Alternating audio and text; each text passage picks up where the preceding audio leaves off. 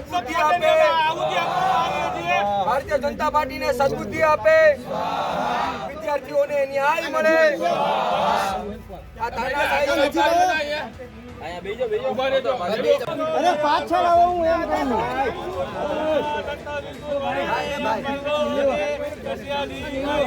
ભાઈ હવે ગાયત્રી મંત્ર બહુ બોલ્યો ન્યાય મળે, આપે શિક્ષણ મંત્રીને સદબુદ્ધિ આપે, ભારતીય જનતા પાર્ટીને સદબુદ્ધિ આપે, નીતિ પરીક્ષા ફરી પાછી લેવામાં આવે।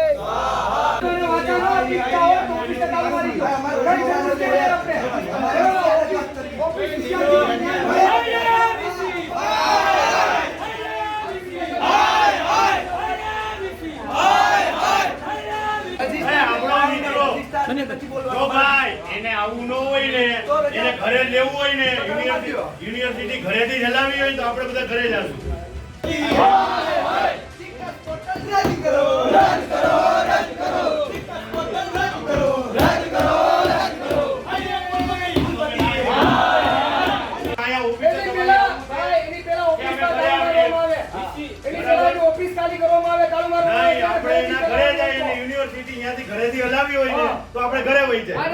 ખાસ કરીને ગુજરાત સરકાર અને કેન્દ્ર સરકાર એ છેલ્લા ઘણા સમયથી વિદ્યાર્થીઓની ખૂબ ઘોર મજાક કરી રહી છે અને શિક્ષણની ઘોર ખોદવામાં કંઈ બાકી નથી રાખ્યું। તાજેતરમાં જે 24 લાખ વિદ્યાર્થીઓએ જે નીટની પરીક્ષા આપી હતી, એનટીએ દ્વારા લેવાયેલી નીટની પરીક્ષા, કે એમાં મોટા પ્રમાણમાં ગેરરીતિ અને પેપર લીકની ઘટનાઓ સામે આવી છે।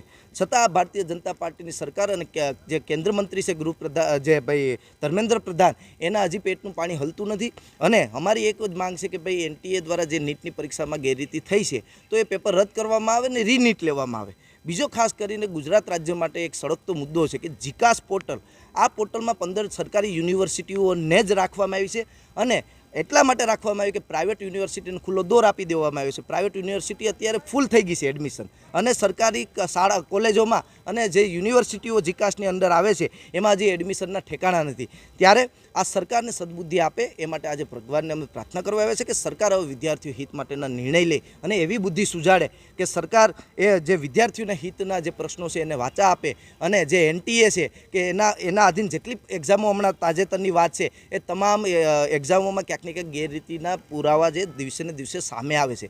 તો અમારી એક માંગ છે કે એનટીએ બેન કરવામાં આવે અને જીકાસ પોર્ટલ છે રદ કરવામાં આવે, અને જે જૂની સિસ્ટમથી એડમિશન પ્રોસેસ ચાલુ હતી જે વિદ્યાર્થીઓના હિત માટે છે એ એડમિશન પ્રોસેસ